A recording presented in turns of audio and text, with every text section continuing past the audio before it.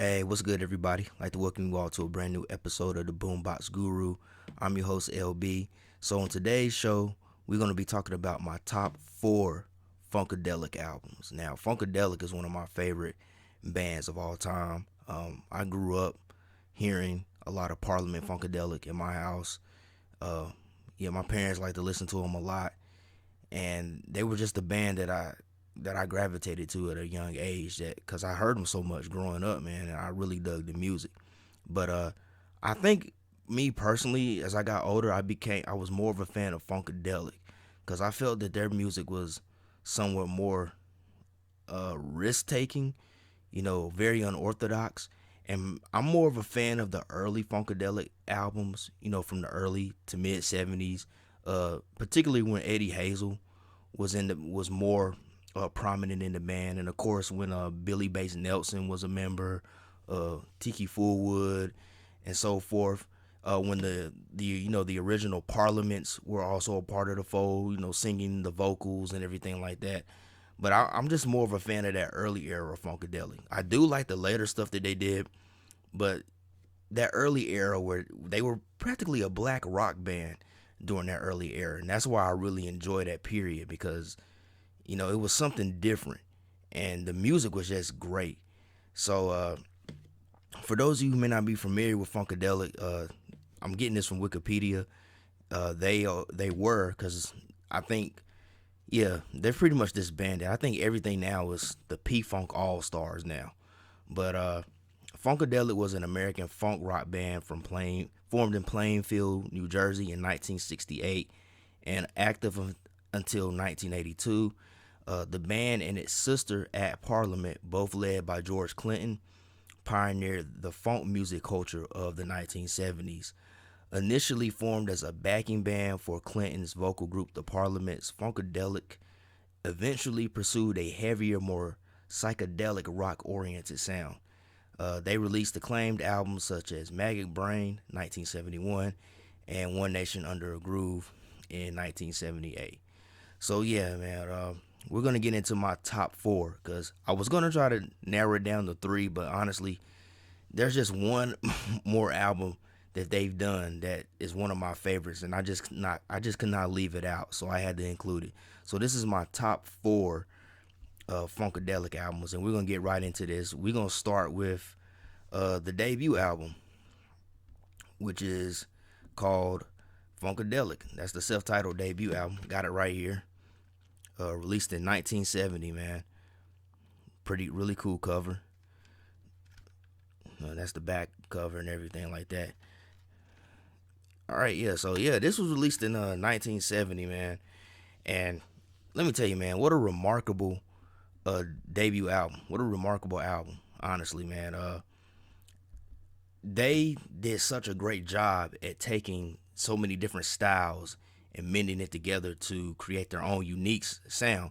They take acid rock, psychedelic rock, funk, of course, soul and R&B, and they just put it all together, and they just came up with this unique combination that I'm pretty sure when this record came out back in 1970, I'm pretty sure it blew a lot of people away. I've watched a lot of interviews of artists who were heavily influenced by this record. When they first heard it, it just blew their minds. They had never heard anything like this before, man.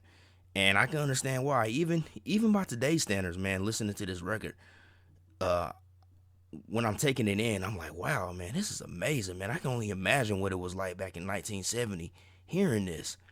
But it's just such a great record, man. Such awesome songwriting, great vocals, great musicianship. You know what I'm saying?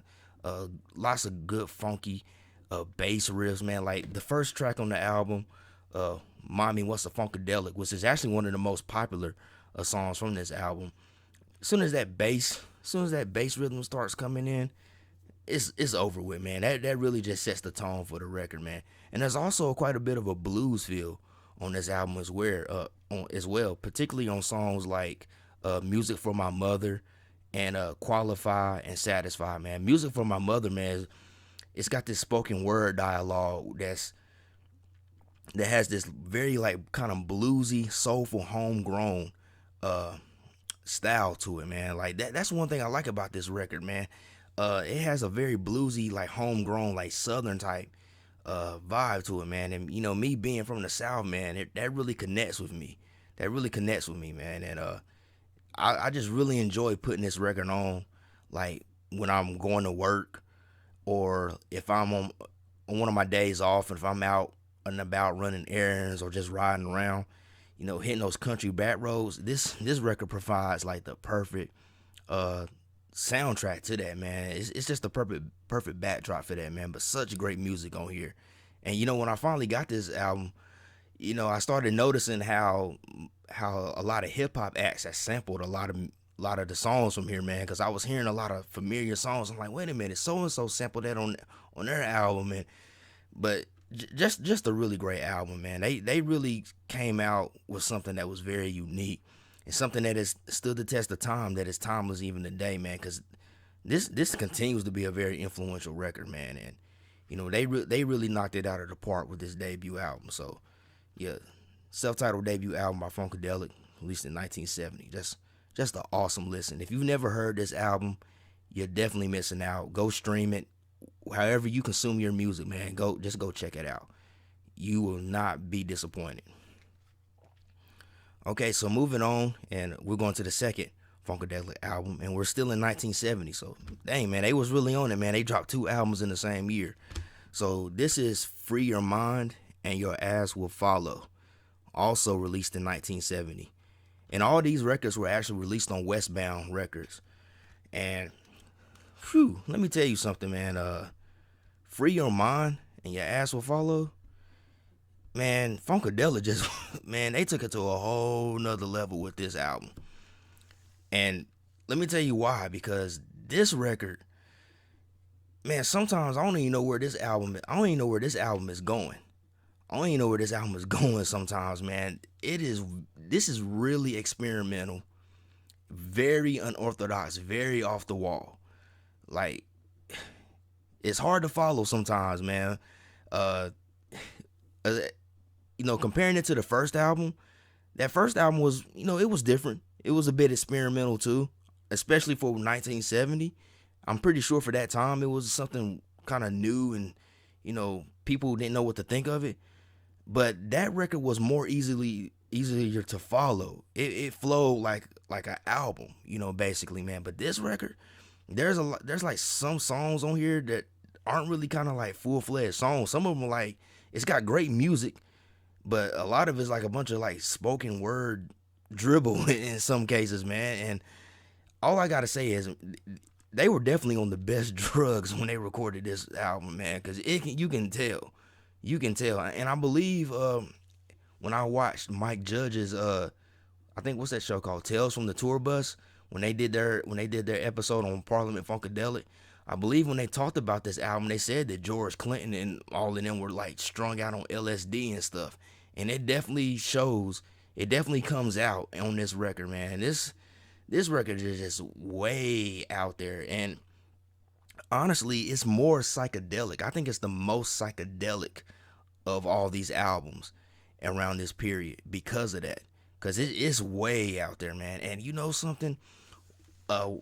When I was going back listening to this album, so I could do this video, I also noticed a very kind of lo-fi type vibe to this record. And I don't even know if lo-fi was really a thing in 1970, man. But, lo-fi is kind of something that's kind of been very prominent in mainly underground music, so forth. But it does have a bit of a lo-fi feel to it in a lot of the textures of the music and everything like that, which I don't know if that was a thing in 1970. So this could be a pioneering record as far as that lo-fi style of music that became more prominent later on. But it's just way out there, man. There's a lot of like spiritual themes that are discussed on here, like quotes and stuff from the Bible and things of that nature, man. It's just weird, man. And I'm reading a little bit of the background. It says, let's see, the inspiration for this album was, according to George Clinton, an attempt to see if we can cut a whole album while we were all tripping on acid. So hey, I was right. They were definitely on LSD when they did this album. And even though even though this record is way out there, I still like it. I really like the whole experimentation approach that they took with this record. I think it's one of the few cases in music where, you know, I guess drugs actually had a positive effect on them creating a masterpiece of an album. And I'm not trying to condone drug use. I'm just saying they were high. They were high as a kite when they did this record. So, and this is what came out, man. But it's definitely out there, man. And like the last song, Eulogy and Light. Whoo, like you definitely probably had to been stoned to really kind of get a grasp of what was really going on. I think that's what this record was really intended for you to like really get stoned and just put it on and just vibe out to it, man. But I never done that, but I still enjoy the record. I think it's an awesome record, man. I really admire the experimentation that they took with this record, because they took a big risk with this record, in my opinion, man. It's definitely way more out there compared to the first album, but still, a remarkable record, and one that I frequently hear about a lot. So it's become a timeless classic itself. So definitely check out this record. I don't know if I would recommend you start with this album. Maybe start with the first one and work your way up. But if you decide to check this album out, just understand that it's out there, man. It's very weird and unorthodox, man. But what else would you expect coming from George Clinton, though? But in any aspects, man, it's still a great record, man, and I enjoy it. So definitely check out "Free Your Mind and Your Ass Will Follow," man, by Funkadelic. A really good record, man. All right, so next album, and this is probably one of Funkadelic's most popular records, in my opinion. One that's well known. I think most of the songs on this album have been sampled countless times by hip hop artists and such, and that is Maggot Brain, released in 1971. 1971, y'all. Yep. And very popular record, man. That album cover, a lot of artists have tried to, or have like done album covers as a homage to this. To all my hip hop heads that are watching this, you probably know the second album by Redman called "There's a Dark Side." That album cover was him paying tribute to Maggie Brain, which is one of his favorite albums. And now that I think about it, "There's a Dark Side," you could kind of say that's kind of like a modern version of like maybe Maggie Brain. Cause Redman was when he did "There's a Dark Side," he was really tripping out on a lot of drugs too. Yeah, that just dawned on me. Yeah, you could kind of say that. Yeah, you can kind of put that together. But yeah, Maggot Brain released in 1971. Really good album. What I would say is that it's not as experimental or out there as the previous record, "Free Your Mind," but I think this record has more of a soulful vibe to it. Don't get me wrong, it's still funky, still very much funky. They still have the rock elements in the sound, but to me, they just turned up the soulfulness up a bit more on this record compared to some of the previous two ones. But it's still a remarkable record. This is a timeless classic, a masterpiece. This record appears on countless lists of best albums of all time. I think it was on the what's that book called 1001 Albums You Must Hear Before You Die. I think it was included in that book. And unfortunately, though, this was the final record with the original Funkadelic lineup. Tall Ross guitar, Billy Nelson on bass, and Tiki Fullwood. They ended up leaving the band for various reasons. There's a documentary called "Tear the Roof Off," the untold story of Parliament Funkadelic, that you can watch on Amazon Prime for free. That the various members, the ones that are still alive as of that documentary, they go into detail of their reasons for leaving. So definitely check out that documentary. But Maggot Brain, the title track "Maggot Brain" is what really put Eddie Hazel on the map. Eddie Hazel is one of my favorite guitarists, man. And that title track is what put him on the map. And how ballsy is it for you to open your album up with a 10-minute and 21-second instrumental, which is a guitar solo from Eddie Hazel, man. He annihilated that solo. And the story goes that George Clinton told him to play the solo as if he had just heard that his mother had died. So that solo is just so like emotional, man. It's really crazy, man. And it's 10 minutes and 21 seconds, and there is like a band behind it, but I think I guess during the mastering or mixing they decided to lower the band. You can hear it minimally in the background, but most of the focus is on Eddie Hazel's guitar, and that's all you really needed, man, because he really took it to the next level with that guitar, man. That put him on the map. Jimi Hendrix had passed away back in 1970, and then Eddie Hazel, man, when this dropped, that Maggot Brain dropped, people were looking at Eddie Hazel like, okay, he's next. But such a great song. Then you got this track called Hit It and Quit It, which is a popular a Funkadelic track, a song that's been sampled a lot of times, a song that I've heard in a lot of TV series, a lot of movies and stuff like that. I actually heard it in Atlanta. I think it was season 2. I heard it. Yeah, it was one of the episodes in season 2 that I heard that song, and that's another famous track from Funkadelic. I mean, the title "Hit It and Quit It," man. That's a term that's still used today. I remember when I first heard that song, and I was like, oh, so "Hit It and Quit It" ain't nothing new. They were saying that back then. So I thought that was kind of funny, man. Oh yeah, and I gotta talk about the song called "Super Stupid," which is track 5. Man, that is one of the heaviest hard rock songs I have ever heard, man. I mean, that is literally a hard rock song. If you've never heard "Super Stupid," go check it out. I think Billy Nelson said that he wrote that. I don't know if it was this song or another one. I want to say it was this song. I think Billy Nelson said he wrote that song while he was strung out on heroin. But man, that song is heavy. It's literally a hard rock song, and they kill it, man. Amazing, another amazing solo from Eddie. I believe Eddie Hazel played it. I'm pretty sure it was probably Eddie Hazel that did that song, that played the guitar on that, or maybe it was Tall Ross. Maybe it was both of them that played guitar solos, man. But whoever done it, man, they killed that solo on there, and such heavy riffs on that track, man. I mean, that is literally a hard rock song. But let's see, Can You Get to That is another one that I'm familiar with. You and Your Folks, Me and My Folks. Yeah, that's another thing. Around this time they were starting to sprinkle little like social commentary and stuff within the music and the subject matter. But just a great record, man. Timeless classic, man.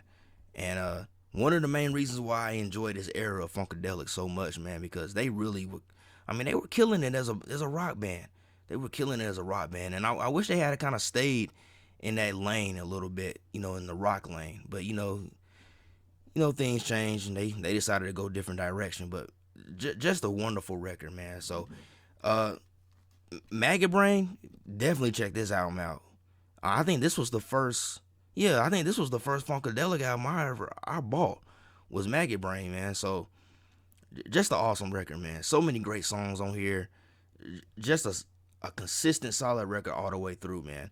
And like I said, man, this album, it's got some heavy psychedelic acid rock numbers on here too, but I think they kind of went for a more soulful vibe on here as well. So kind of, I guess, like in the vein of Sly and the Family Stone. Not that they sound like Sly and the Family Stone, but just a point of reference, man. But definitely an awesome record as well, man. So definitely check that one out. So now we're going to skip a few albums because, well, I don't really have these records. Oh, I don't have physical copies of them, man. But these albums really didn't make this list. So we're going to the last one, number 4. And trying to just pull up the information on it right quick. Here we go. All right. So coming in at number 4 is Standing on the Verge of Getting It On, released in 1974. Really dope album. Really like that album cover, man. This is when they started to use the cartoon album covers and so forth right here, man. What's that guy name? What's his name? Pedro Bell, I believe. I believe he might have been the artist who started doing their covers for not only Funkadelic but even Parliament, I believe. But anyway, I really like this album too, man. I don't think this record is really as it's not as experimental as the other ones, but they take a more of a rock approach on this album. That's one thing I noticed about Standing on the Verge of Getting On. There's more of a rock approach on this record, man. I mean, they kick off the album with two heavy rock numbers, man, which is Red Hot Mama and Alice in My Fantasies, man. And reading about this album, uh, the the lyrics kind of take a back seat to the music. The music is more upfront and centered on this album, so it's also more about jamming with this record, man. But a lot of great songs on here, man. I'll Stay, which is like a ballad, slow ballad. Sexy Ways is another good one. The title track, Standing on the Verge of Getting It On, is one of, I think this was like one of the singles from the record. I think that might have been a big hit for Funkadelic from this record. Jimmy's Got a Little Bit of Bitch in Him is another cool one. Let's see, Good Thoughts, Bad Thoughts. Every song on here is solid, man. Every song on here, like, it's not as unorthodox or way out there as the previous records, man, but they put out a solid record. And in between this album and the other records, Funkadelic had kind of hit like a slump. Like after Maggot Brain, the few albums, I think the 2 or 3 albums they put out in between there, they weren't very well received. They were critical and commercial failures. So Standing on the Verge of Getting It On was a comeback of sorts for them, man. It really brought them back to prominence, man. And it's one of Funkadelic's most popular albums too. Yeah, it's one of their most popular albums, and I really enjoy it, man. Like I said, it's not as unorthodox as the other ones, man, but they really bring some good music on here, man. I really enjoy the more rock approach that they took with this record, man. But it's still funky, still got some soul to it. That ain't lost at all.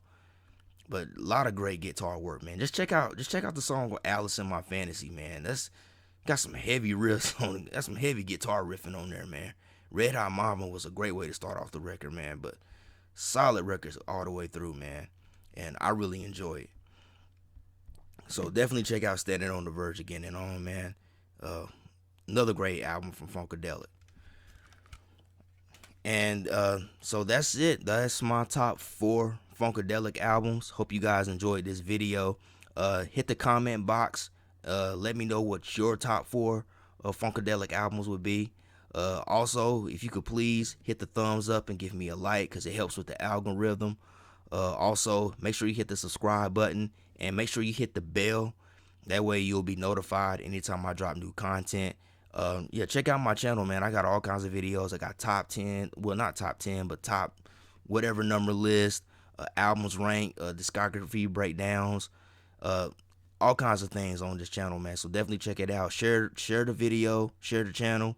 Also, I have links to my social media in the description. The one social media account that I'm most active on is IG. So if you want to get in contact with me, definitely hit me up on my IG. I also have Twitter, but you'll see all that in the description box. And you know, I hope you guys are enjoying this video. Big shout out to all my subscribers, old and new. I appreciate everybody that's been taking the time to watch the videos. It really motivates me to want to keep on working hard and being more consistent and doing this. So I greatly appreciate it. I'm humbled by it. So as always, I hope everybody has a great day, a great week, and love, peace, and music. Peace out.